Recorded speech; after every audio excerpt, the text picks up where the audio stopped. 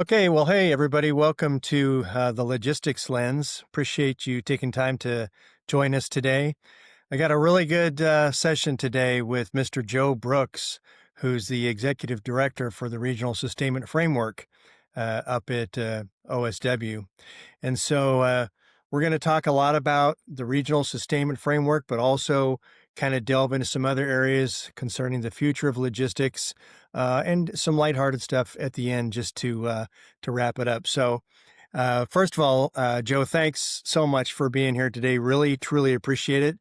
And just kind of want to give the audience some insight into how you came into the service, what you did, and what brought you to your current position.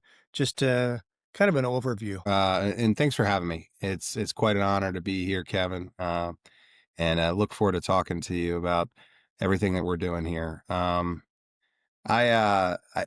came into government service a little bit unorthodox path. I came in through an internship actually in college. It was a national security internship out of Maryland. I was going to a small school at the time, Washington College. Got my first gig at Lockheed Martin, but then ended up doing some working at Naval Intelligence as an intern, and then later as a contractor, and then was brought into the government. Uh, well, quite a while ago, was brought into the government and worked continuity of operations planning and emergency planning, continuity of government, and that's an interesting kind of entree into logistics, is to come in from the continuity side. Um, from there, I worked a lot of training and exercises for continuity, and then had an opportunity to go to war college, which was terrific. After that, I kind of went mainline logistics at DLA. Uh, got some, worked some great initiatives with their J34 and J31 and J32. I think it's now 35, but mostly in the J3, learning about logistics operations, strategic logistics, and while I was there, I had the opportunity to lead the operations center during COVID, their ASOC, as their civilian chief um, for operations there, and that was quite an experience, as you can imagine. Did about 3 years of that, and then I had one of the best jobs ever. I was able to lead the whole of government branch, and VLA does so much Right. for the rest of the government. Um, Customers ranging everywhere from um, FEMA to HHS, the Coast Guard, etc. And we're, because we're able to buy many of the same things for those customers, we're able to drive down the cost for the warfighter. Right. So, for instance, if we're buying batteries for the Forest Service, those same batteries for radios can be used by our military members. And Right. so it allows us to be a bigger, better buyer. And then from there, I had an opportunity to apply to this job. Um, and so this has been a real fun journey of about, I don't know, 21 years, 22 years. And so it's been a good journey. And I tell you, I've learned a lot. And I continue learning. And I think that's the most exciting thing about logistics, is that it may seem, that it doesn't necessarily change logistics, but I will tell you it seems to, logistics is always evolving, and the challenges Mm. are always evolving, and it's a great opportunity to learn. Yeah. So, I mean, you have had a kind of an unusual path, but it's taken you to a really important position taking place, within our sustainment community now. So, can you share with us just kind of briefly the core intent of the regional sustainment framework? How what its purpose is and where it is in its evolution at this point? I think everyone's right now watching a lot of college football and NFL and whatnot. And a good metaphor that usually rings home to folks is that what we aim to do here is to make the away game a home game. Mm. Um, and right now the United States, we were around the globe. And when you are around the globe, there are strains on your lines of communication, on your ability to resupply, on your ability to do maintenance. What Regional Sustainment Framework aims to do is to make it so that we have those assets to do the resupply. We have the capability to do the maintenance. We have shorter lines of communication. We're closer to the point of need. That yields greater response time, Yep. greater availability, and at the end of the day, greater readiness and lethality for the warfighter, and of course, greater choice for the commanders.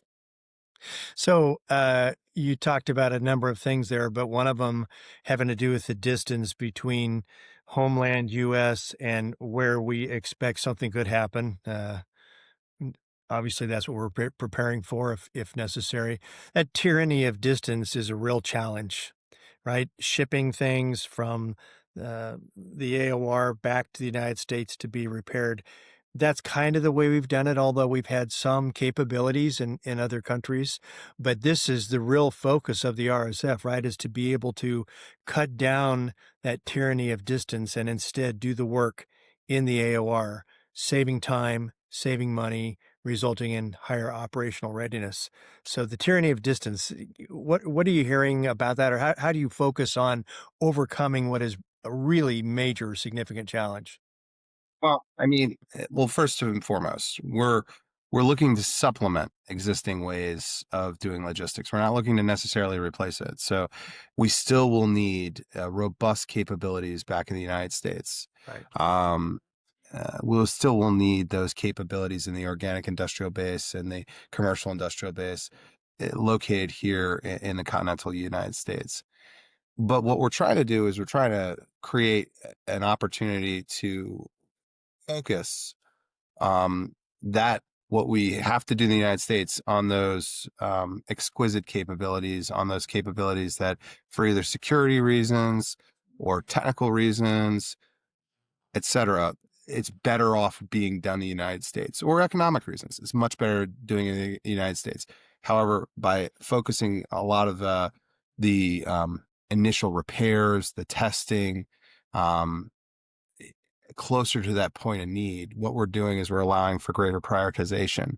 And so that those, tyranny of distance you mentioned, so that we can therefore prioritize what goes on those channel flights, what goes on those shipping containers for what really needs to go back home, what really needs to get maintained at home or resupplied at home, et cetera, refitted at home. But also, what we're also doing is by doing some of these repairs, doing some of this maintenance, doing the sustainment forward with regional sustainment, we're enabling that greater readiness at that point of need, Mm. so that the commander doesn't have to take the unit offline and wait for a piece part or a repair or something. It's available in theater. It's available to be tasked. It's available for deterrence. Um, a lot of times, we have long delays to simply get things tested. And, in some cases, we've seen delays well over a year just to get items tested. And so what we're trying to do here is by getting them tested, by getting them maintained, et cetera, forward, we're cutting that time. And again, putting that choice back in the warfighter's pocket. Right. Well, so as you look at the Pacific and that AOR, where the a lot of the focus is on right now, how do you go about establishing the critical sustainment hubs? Where they are and what the capabilities should be. I mean, that seems like a massive undertaking to be able to look and see what capabilities are available and provide them at the right place to be able to be as flexible as possible to meet the warfighter needs. How do you go about determining that? Well, I mean, eh, we work with the combatant commanders. They are the closest proxy to the warfighter and their needs. They know exactly what the resource shortfalls are in theater. They know exactly what the O plans or operational plans call for. They know what's needed. And so we first start our process with them. We talk to them. We work very closely with the J4, which is their logistics arm, joint logistics, and the J5, which is the joint strategic arm of the staff at the combatant commands, to try to figure out, okay, what is needed within strategy, what is needed within resources to make things happen. And so that's the first step. We work with them, and then we work with our allies, the services and industry to figure out, okay, what's there? Are there assets that are in theater that we didn't know about? Are there assets that are going to be coming online shortly thanks to investments by either our foreign partners or by industry in theater? And so that's the next step. Is so first step, combatant commanders. Second step, we get everyone together and try to figure out what's available to satisfy that requirement the combatant commanders identified. And then, of course, the third step is, okay, let's get together and execute. Let's try to find a way to share this burden. Let's try to find a way to go about this smartly and get it online quick, because, we're in the readiness business, and we've got to be prepared, not just for the future fight, but, even for a fight tonight. We have to be prepared, and any capability we can bring online sooner to get that readiness closer to the point of need at the time of need for our warfighters, it's totally worth it. And it's something that we are, it keeps us up night and day, just trying to make sure we get that online as soon as possible. Yeah, it is such a massive undertaking, but so important.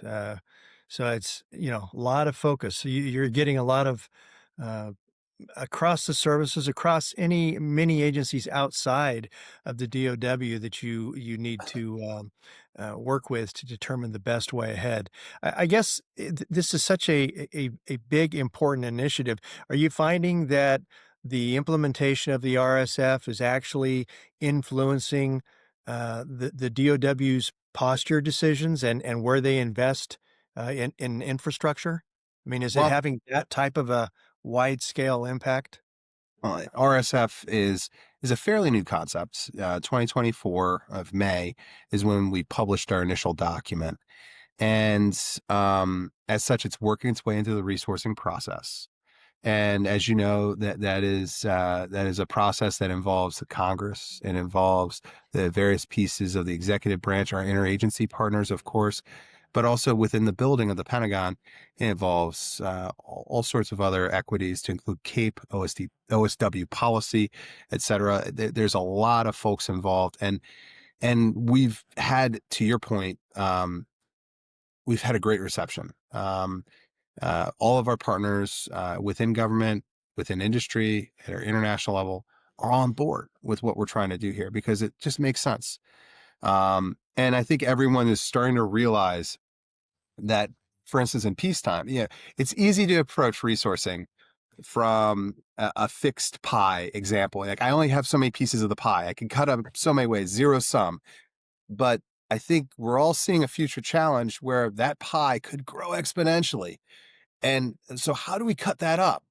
I mean, we're going to have, within the metaphor, we're going to have more pie than anyone can eat. We're going to I have don't a know bigger about that. challenge. We're going to have more demand, to take it out of the metaphor. We're going to have more demand than any supply can Yeah, handle.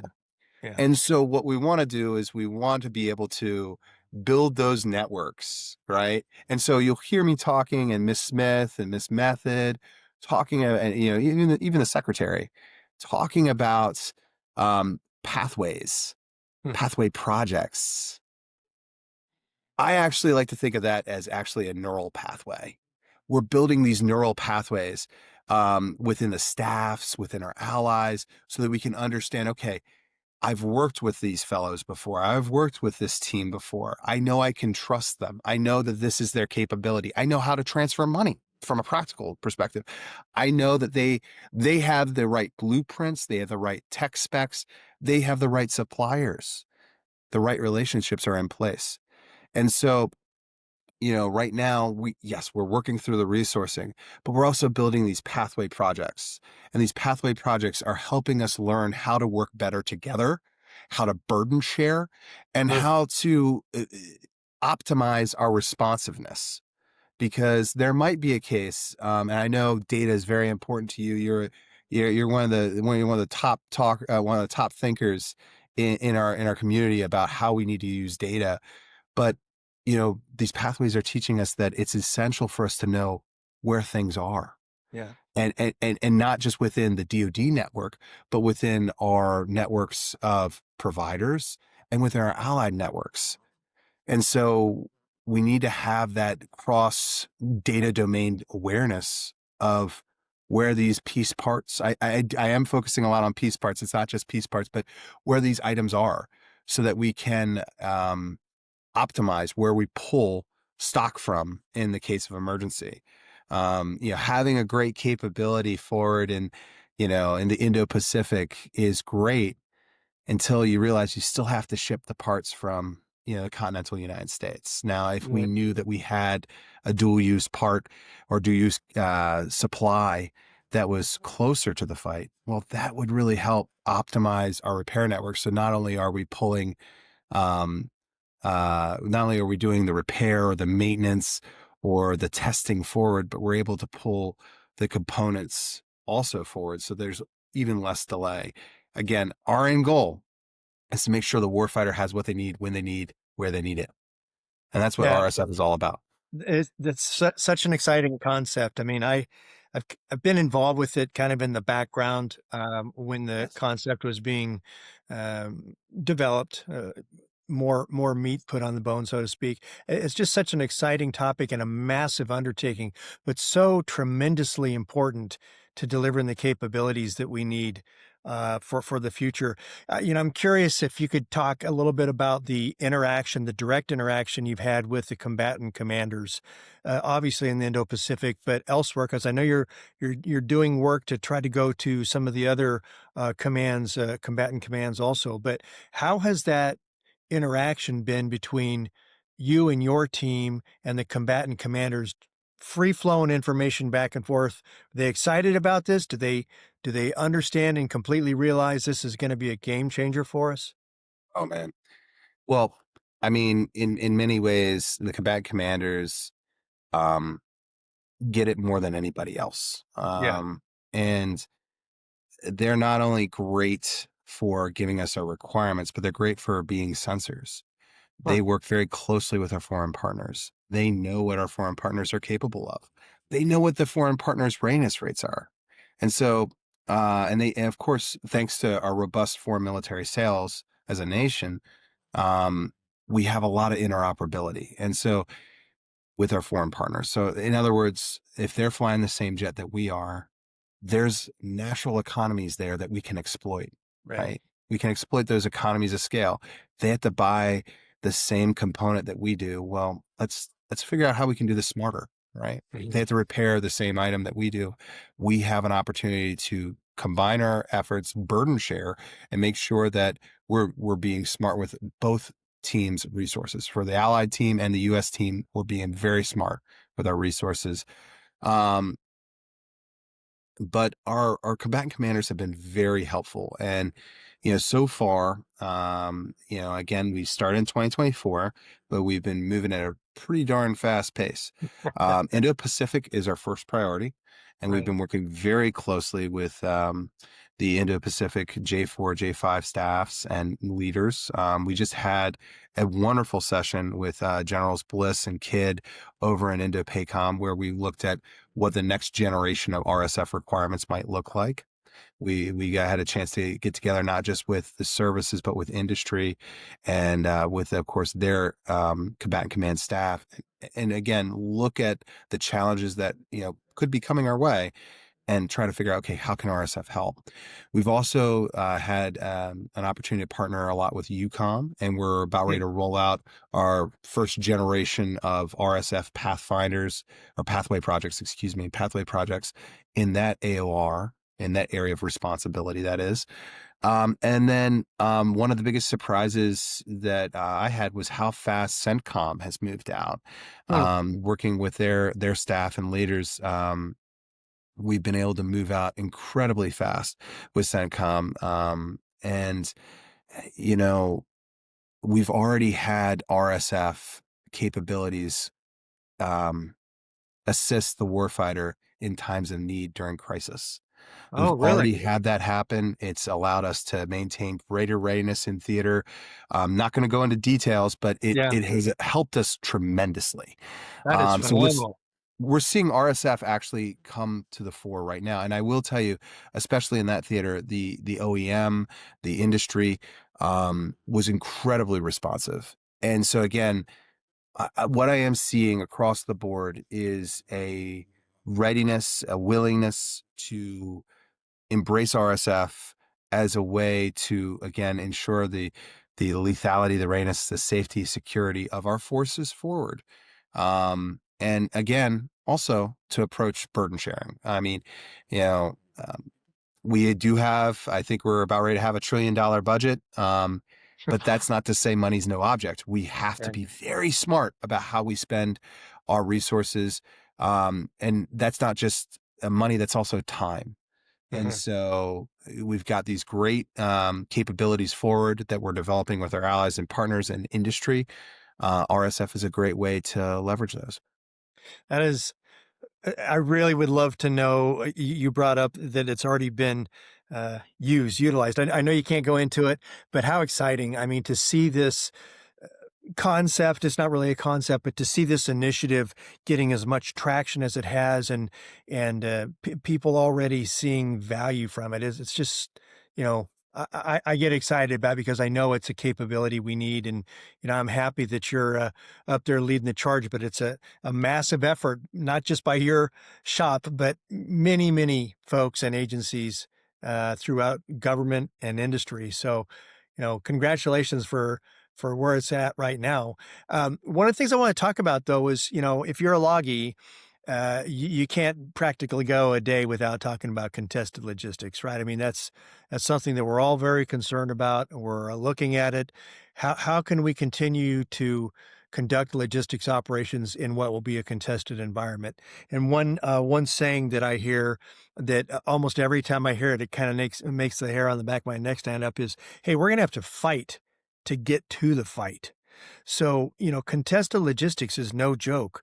Not just getting out of United States proper, but when we're in the AOR, without a doubt, we will be in a contested environment. So, how does the RSF contribute to that and actually wind up providing the combatant commander a greater menu of choices and capabilities than what they may have had in the past? Oh, yeah. Well, thank you so much. I, a lot of times when I talk about RSF, I'm a little bit of a history nerd. I do talk about sort of the past being a little bit of a prologue here, um, in the sense that this is not the first time that we faced down contested logistics, and not the first time we've had to fight to get to the theater. And we had to do so in the Battle of the Atlantic. Of course, we had to do so in the Pacific during World War II. We take for granted how difficult that was in high. It's easy to kind of say, okay, and that war we won that one, right? But there was a lot of blood, sweat, and tears that went into getting those capabilities forward so that we could win that fight. Um, what RSF does is we're taking lessons learned from those conflicts. We're learning, for instance, from the Battle of the Atlantic and from the transit of the Pacific during World War II, that's timely. That forces in motion can be and are vulnerable to interception. And so what we're trying to do is we're trying to reduce the load on that transit, reduce the load on that movement so that we can have, again, those resources closer, right? Hmm. Additionally, the world is changing as much as we can learn from the past. There are some new vectors that we have to consider here. The adversary has more gray zone capability than ever before. Everything from a strike at a port to a cyber vulnerability being exploited. It doesn't necessarily have to be a kinetic attack. It can be something that is a bit less attributional. It could be something that is a little bit harder to pin down, right? And so in that environment, it's also more beneficial to have more options available. Right. As a continuity planner, and actually it is kind of funny. My family I come from an agriculture business background. My family does, And the old adage of don't put all your eggs in one cart. It's not just good for a shopkeeper or for an egg farmer or a chicken farmer. It's just good wisdom. And so what RSF aims to do is to disperse rather our resources for sustainment in theater, to work with our partners to figure out where is smart for us to put our capabilities and their capabilities so that we don't just have one point on the map. Let's talk about that one point on the map.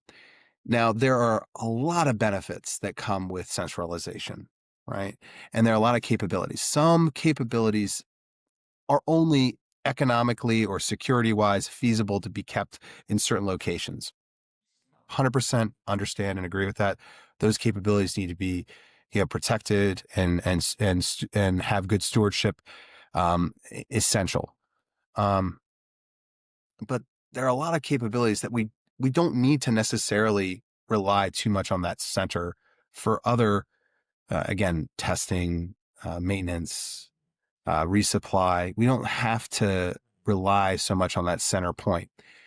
You know, a lot of folks talk about chess, right, and talk about as like a strategic lens to view challenges, right?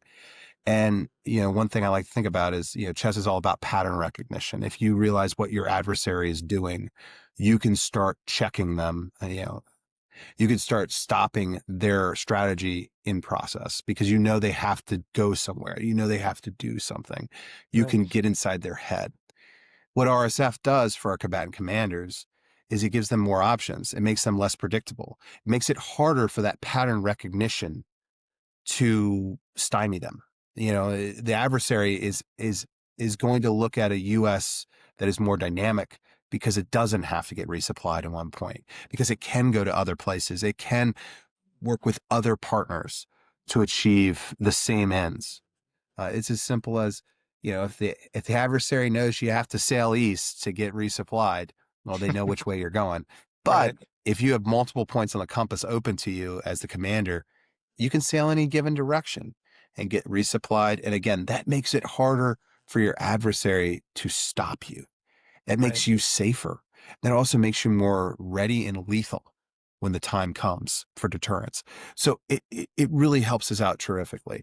And the other thing I'd like to also say, um, as far as the contested logistics picture, is the essential nature of the essentiality rather of deterrence. And logistics plays a key role in deterrence. If the adversary knows that we can take a hit and get back up quickly, the adversary knows that they can't simply deny us the ability to resupply, rearm, refit, etc., by striking one point. That changes their calculus. Yeah. That raises the that raises our deterrent ability. Logistics is a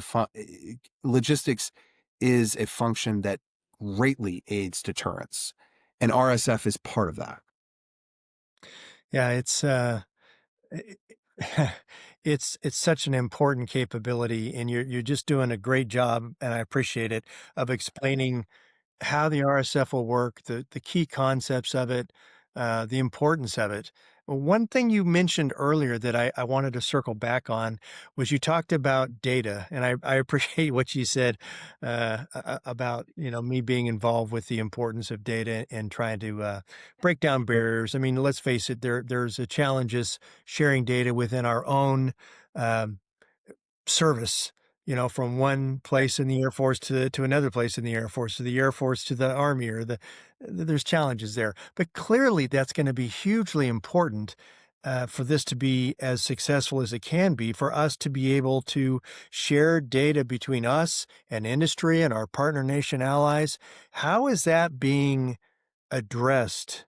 And do you feel like we're going to get where we need to get in order to have that sharing of data among the key players to be able to have real time uh, insight into where things are, what things are coming out of production, what things need to go in, all the things that we need to look at to make RSF successful? It's tied to data. How are we doing in that area? It's a big challenge, and there's several parts of this challenge, and one part that we can't overlook is there's a proprietary nature to data, right? Mm. Um, it Suppliers naturally are a little guarded sometimes with data. Our services are a little guarded sometimes with data. Our allies are guarded sometimes with data.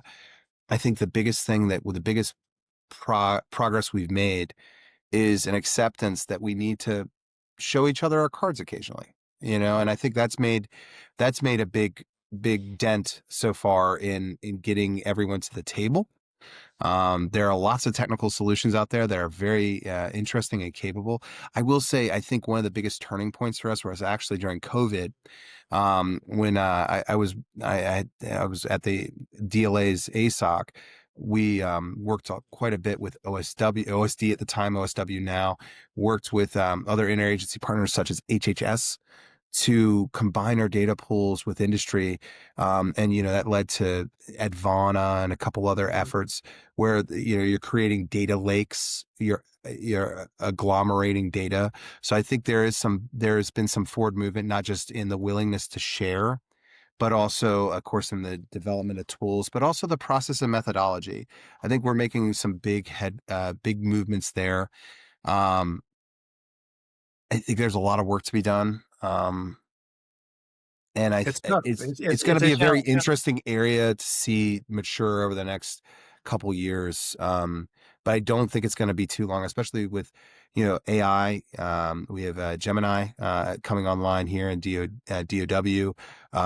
We've got lots of capabilities that are coming online, and I do think there's going to be a bit of a asymmetric uh, utilization curve employed here, where I think we're going to see a big jump in not only the use of big data but the effectiveness. I think we're going to. I'm hopeful. I've been called Pollyanna more than once, but I am hopeful that we've got some of the right people working on it. And like I said, our one of the hardest, as you know, one of the biggest things with problem solving is getting everyone to the table. And Yeah. I think everyone's at the table now. I think everyone sort of realizes, okay, we all got to get together and we all have to share, give a little peek behind our cards, let each other Right. know what's in our deck. So Yeah. Developing that trust is so important, within the services, across the services, the other agencies, industry. So yeah, that's something we all continue to focus on, and I think we are making headway, but it is certainly a challenge. I'm going to what ask you kind of. Yeah, go ahead. one more thing I could add though is, Sure. you know, RSF, another way to look at it is also I'm a bit of a demand signal, right? And one of the things that I've had to kind of grow into as an executive here with the department is just my role of being that demand signal to the rest of the department, to be Hmm. that kind of squeaky wheel to say, hey, look, we have to know. I have to know Right. what our allies have in stock. I Hmm. have to know what our industry has in stock, because at the end of the day, again, we with the services and combatant commanders and our allies all working together to create these great capabilities forward. If if their sources of supply are not optimized, we're losing a lot of that efficiency that we're trying to gain. And by the way, by efficiency, I don't mean in this case necessarily dollars and cents. I mean time. Right. And time is again that blood, sweat, and tears quotient. We need to have that responsiveness, and so data is part of the responsiveness solution. So again, one of the biggest things I'm doing is I'm just raising the demand signal for that centralization of data, for that being able to harvest better data insights so we can optimize our networks. Yeah, so gathering the data is a big challenge, but then effectively using the data to be able to look forward rather than just backward at what did we need is one level, but to say what are we going to need based on many other factors that can come into play when you're trying to do demand planning. I mean, getting the data hugely important, effectively using the data to forecast future need is just as important. I have some other areas I want to go into, Joe, but just if you could kind of give me a encapsulation about where you think RSF is going to be in the next 5 to 10 years, and then we'll transition into a few other questions. Well, right now our pathway projects are very focused on developing capabilities at a bilateral level. And what I mean by that is we're working with a ally, a partner, Yeah. an industry or a OEM or a industrial partner, both small, medium business also involved, but we're working with those equities. What I see happening in the future is those pathways expand to more of a multilateral approach. And I mean that not just at the international level, but with other firms, other partners participating. Because again, what I see and what a lot of our strategic leaders see in the department and our allies, of course, is again, that demand signal is going to be insatiable. We're going to Mhm. have such a large demand signal potentially in any kind of crisis or conflict that we're going to need to be able to pull in and pool other resources and work with other partners. So I think in the next 5 years, we'll see RSF pathway projects may have started out with one nation, start involving multiple nations. And Miss Smith at Product Support, who I work for, and her international team is working with international partners and international forums such as Piper and Mhm. DICUS, which are aimed to increase the industrial resilience of the Pacific theater and the resilience and industrial cooperation with key partners such as Japan, Korea, Australia, et cetera. So I could see a lot coming from that vector too, in terms of those projects, not just involving that one partner, but involving a host of partners. And again, this gets back to that burden sharing. You know, um, if we could develop capabilities, let's say with country X, that country X has this um, uh, capability, has this special ability to repair rotary wing aircraft. Well, okay, country X is our hub, our rotary wing hub. Well, country Y is our fixed wing hub, or is our engines hub, or is our class 4 hub for heavy construction and that those kind of materials. So again, I can see more of a network effect. I think RSF right now, again, we're developing these nodes, these capabilities in the 5 years in the future. I see those nodes and capabilities forming a cohesive network that again, not only provides optimization in terms of speed, readiness, lethality, and cost sharing or burden sharing, but also gives our combatant commanders more choice. Again, Right. choice is so essential. If you don't have choice, your adversary knows what you're going to do.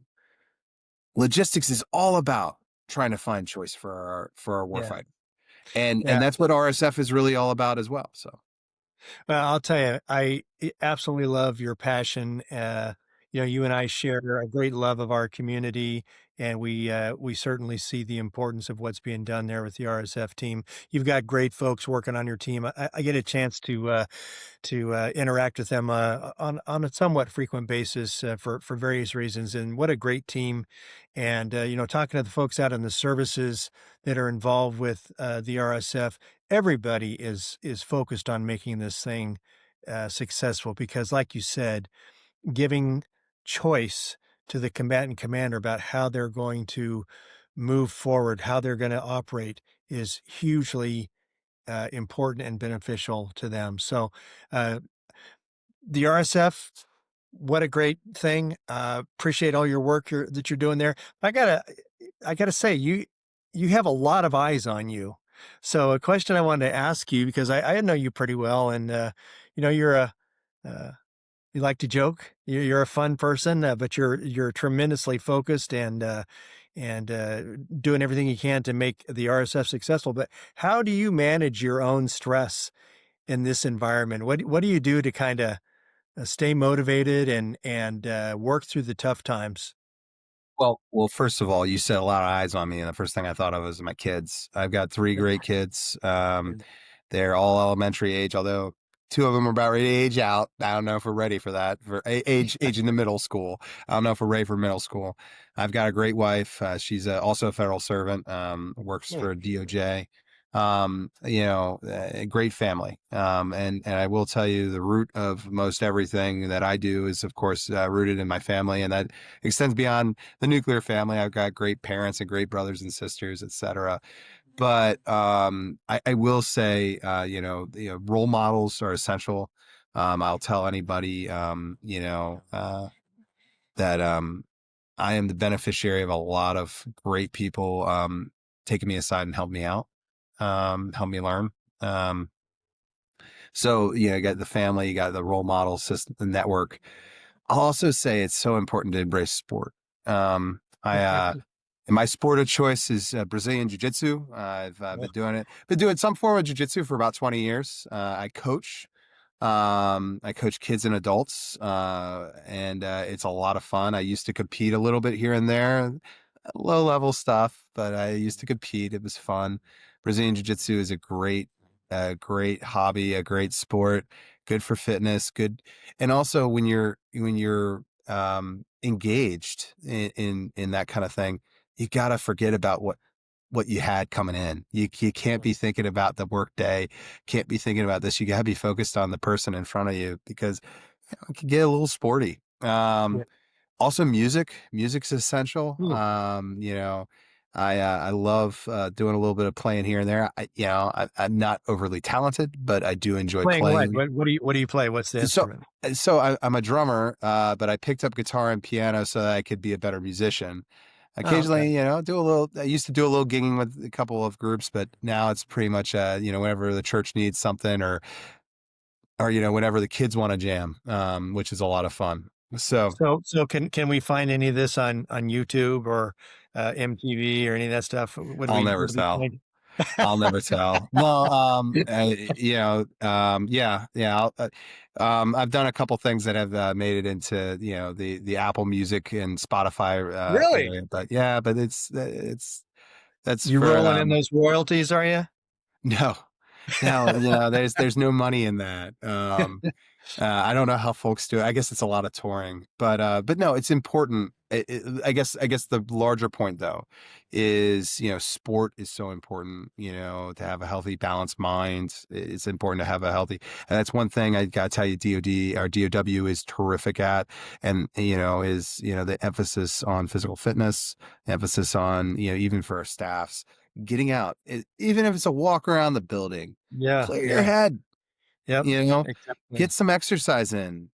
You'll think about a problem differently, and you'll think about yourself differently. I think it does so much for interpersonal relationships in the office, for teamwork, for problem solving, just to get out and, whether it's going to our terrific gym in the Pentagon or walking around the courtyard, just getting out is so important. So it doesn't have to necessarily be sport, but just, again, getting out and kind of stretching your legs. Yeah. So, if you could go back in time, what would you tell a younger you so that they'd be even better prepared for the future? What have you learned at this stage that you wish you knew when you were younger? Oh, man. All right, so this is I'm doing a little bit of jazz, and that's one thing I love to do is I love jazz. I love kind of being a little extemporaneous. But I will tell you, I would probably tell myself, don't be so focused on where you want to go. Be more focused on how you're getting there. Be more focused on who you're getting there with. Be more Hmm. focused on the moment and doing the best you can in the moment, because so often we're so focused and we tell our kids to focus so hard on, you got to get to college, you got to get that good job, you got and what do you want to be when you grow up? If someone asked me right now what I wanted to be when I grow up, I'd say I want to be happy, Yeah. I'd want to be healthy, and I want to make a difference. And I've got to tell you, that last part, make a difference, is probably the most important thing I'd tell somebody is, Yeah.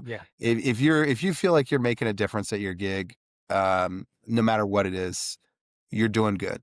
and keep on doing that. And keep on trying to find ways to push that. And I gotta tell you, I am so lucky to have this role, to work with the people I do, to talk to guys like you, because I feel like we're making a difference. We're focused on, again, achieving those greater readiness and lethality, ensuring that deterrence holds through logistics. You know, Right. if the adversary knows we can get ourselves back up quickly and get ourselves back in the fight, well, that's gonna change some calculations, right? And Right. lower the likelihood of um, a violent misstep. Yeah. I agree just completely with what you said. And it is important to take care of yourself and to take care of the people around you. Again, I know you well enough to know that you are one of those people who really is cognizant of how important relationships are, how important taking care of yourself is, focusing on the mission, but living life while you're going through it. I mean, work is Huh. hugely important, but family is hugely important. So I just want to kind of bring this to a close and say how much I appreciate you making time. I know you're ultra busy, so thank you for coming and talking with me, and everything that you're doing with the RSF, you and your team, and all the players that are involved. The nation and the world really uh, appreciates what you're doing. Not everybody understands it completely, but we're learning more. We can certainly appreciate the value of it as more and more is done, not just in INDOPACOM, but EUCOM and in CENTCOM and other combatant command areas where this is an important initiative. I gotta say again, thanks for having me on. I don't know when this will be released necessarily, but it is the holiday season, so please take care of yourself. There's a cold going around. I don't know if you heard it. I've been sniffing. But there's a little cold going around, a little flu. So please take good care of yourself. And again, this has been such an honor to be part of this. And again, raising that awareness of logistics. It's something that's too easy to kind of, we'll take care of it. Don't worry, it'll be there. It's always there. Don't worry about it. We've gotten used to that with just in time logistics and everything. But Right. I think we're working together on making sure that we have that resiliency when we need it. So, and that's what we're all here all about. So, thanks. Yeah. Well, thanks a lot, Joe. And for the people that tune into this, I hope you found it beneficial. It's something that we'll continue to hear about as it evolves, but really appreciate folks taking the time to tune in. We've got other great guests coming up over the next 2 to 3 to 4 months. We've got folks who want to come in and talk and tell us what they're doing. So tune in again to the Logistics Lens and have a great holiday season, or I hope you had a great holiday season, depending on when this drops. But again, Joe, thanks a lot, and thank you, everybody.